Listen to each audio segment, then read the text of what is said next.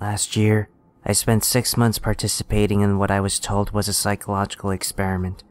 I found an ad in my local paper looking for imaginative people looking to make good money. And since it was the only ad that week that I was remotely qualified for, I gave them a call and we arranged an interview. They told me that all I would have to do is stay in the room, alone, with sensors attached to my head to read my brain activity. And while I was there, I would visualize a double of myself. They called it my Tulpa. It seemed easy enough, and I agreed to do it as soon as they told me how much I would be paid. And the next day, I began. They brought me to a simple room and gave me a bed, then attached sensors to my head and hooked them into a little black box on the table beside me. They talked me through the process of visualizing my double again, and explained that if I got bored or restless, instead of moving around, I should visualize my double moving around, or try to interact with him, and so on. The idea was to keep him with me the entire time I was in the room. I had trouble with it for the first few days. It was more controlled than any sort of daydreaming I'd done before. I'd imagine my double for a few minutes, then grow distracted. But by the 4th day, I could manage to keep him present for the entire 6 hours. They told me I was doing very well. The 2nd week, they gave me a different room with wall-mounted speakers. They told me they wanted to see if I could still keep the Tulpa with me in spite of distracting stimuli. The music was discordant, ugly and unsettling, and it made the process a little more difficult, but I managed nonetheless.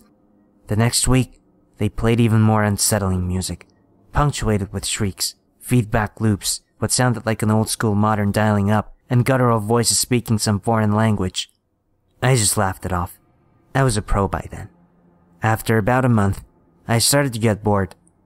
To liven things up, I started interacting with my doppelganger. We'd have conversations or play rock, paper, scissors, or I'd imagine him juggling or breakdancing, or whatever caught my fancy. I asked the researchers if my foolishness would adversely affect their study, but they encouraged me. So we played and communicated, and that was fun for a while. And then, it got a little strange. I was telling him about my first date one day, and he corrected me.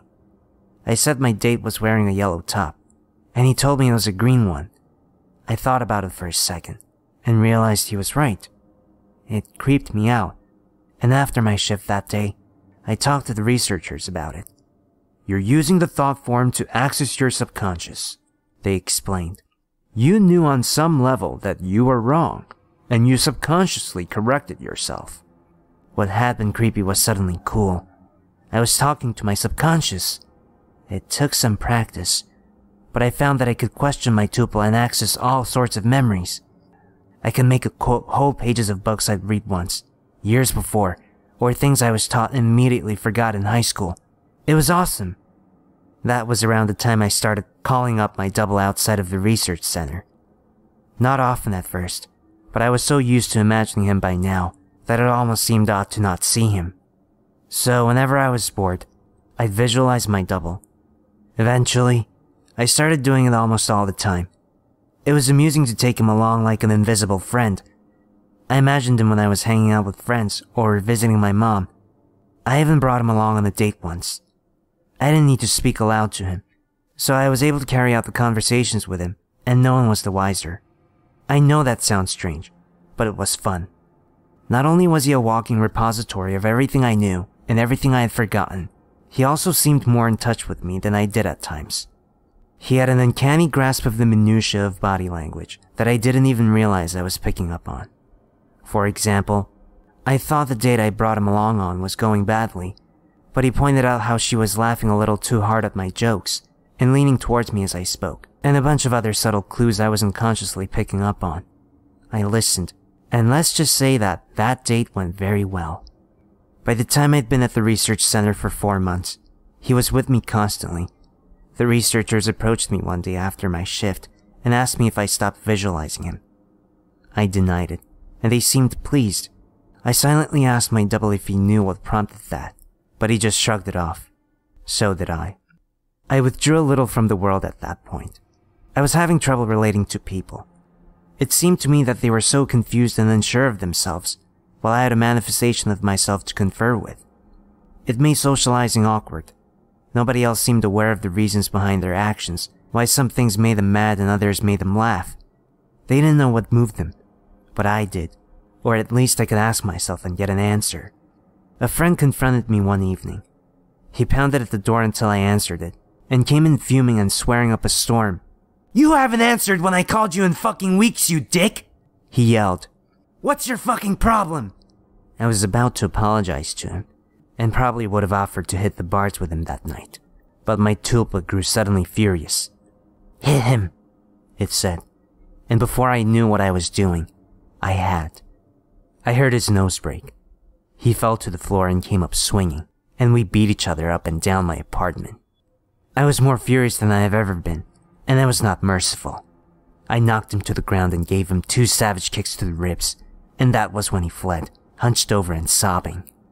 The police were by a few minutes later, but I told him that he'd been the instigator, and since he wasn't around to refute me, they let me off with a warning. My Tulpa was grinning the entire time. We spent the night crowing about my victory and sneering over how badly I'd beaten my friend. It wasn't until the next morning, when I was checking out my black eye and cut lip in the mirror, that I remembered what had set me off. My double was the one who'd grown furious, not me. I had been feeling guilty and a little shamed, but he'd goaded me into a vicious fight with a concerned friend. He was present, of course, and knew my thoughts. "You don't need him anymore. You don't need anyone else," he told me, and I felt my skin crawl. I explained all this to the researchers who employed me, but they just laughed it off. "You can't be scared of something that you're imagining," one told me. My double stood beside him and nodded his head, then smirked at me. I tried to take their words to heart, but over the next few days, I found myself growing more and more anxious around my Tulpa, and it seemed that he was changing. He looked taller and more menacing. His eyes twinkled with mischief, and I saw malice in his constant smile. No job was worth losing my mind over, I decided. If he was out of control, I'd put him down. I was so used to him at that point that visualizing him was an automatic process, so I started trying my damnedest to not visualize him. It took a few days, but it started to work somewhat. I could get rid of him for hours at a time, but every time he came back, he seemed worse. His skin seemed ashen, his teeth more pointed. He hissed and gibbered and threatened and swore. The discordant music I'd been listening to for months seemed to accompany him everywhere. Even when I was at home, I'd relax and slip up, no longer concentrating on not seeing him, and there he'd be, and that howling noise with him. I was still visiting the research center and spending my 6 hours there. I needed the money, and I thought they weren't aware that I was now actively not visualizing my Tulpa. I was wrong. After my shift one day, about 5.5 months in, 2 impressive men grabbed and restrained me, and someone in a lab coat jabbed a hypodermic needle into my body. I woke up from my stupor back in the room, strapped into the bed, music blaring, with my doppelganger standing over me cackling. He hardly looked human anymore. His features were twisted, his eyes were sunken in their sockets and filmed over like a corpse's. He was much taller than me, but hunched over. His hands were twisted, and the fingernails were like talons. He was, in short, fucking terrifying. I tried to will him away, but I just couldn't seem to concentrate. He giggled and tapped the IV in my arm.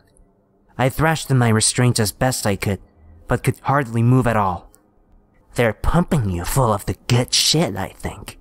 How's the mind? All fuzzy?" He leaned closer and closer as he spoke. I gagged. His breath smelled like spoiled meat. I tried to focus, but couldn't banish him. The next few weeks were terrible. Every so often, someone in a doctor's coat would come in and inject me with something, or force-feed me a pill. They kept me dizzy and unfocused, and sometimes left me hallucinating or delusional. My thought form was still present, constantly mocking. He interacted with, or perhaps caused, my delusions. I hallucinated that my mother was there, scolding me, and then he cut her throat and her blood showered me. It was so real that I could taste it. The doctors never spoke to me. I begged at times, screamed, hurled invectives, demanded answers. They never spoke to me, They may have talked to my Tulpa, my personal monster. I'm not sure. I was so doped and confused that it may have just been more delusion. But I remember them talking with him. I grew convinced that he was the real one, and I was the thought form.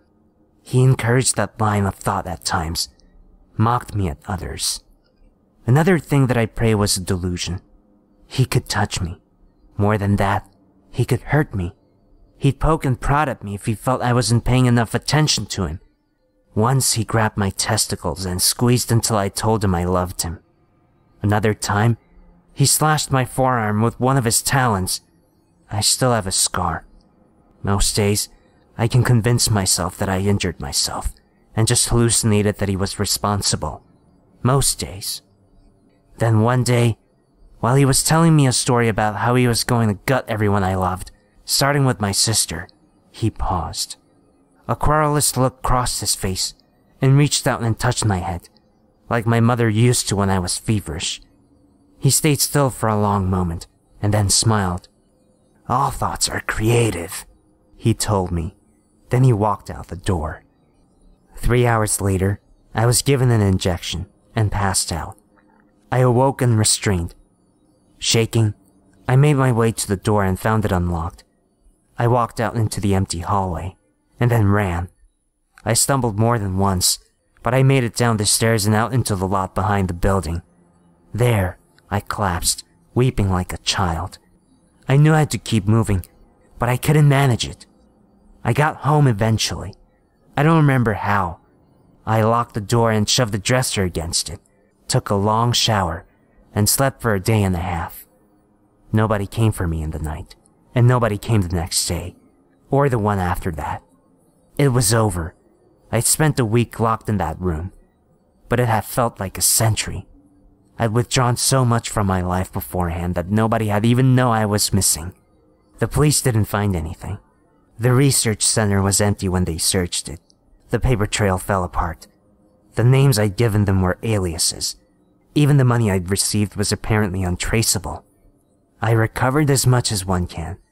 I don't leave the house much, and I have panic attacks when I do. I cry a lot. I don't sleep much, and my nightmares are terrible. It's over, I tell myself. I survived.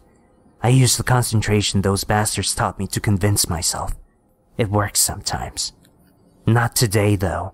3 days ago, I got a phone call from my mother. There's been a tragedy.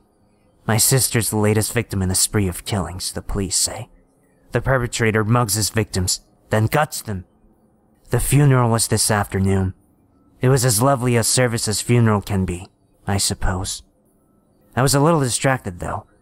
All I could hear was music coming from somewhere distant.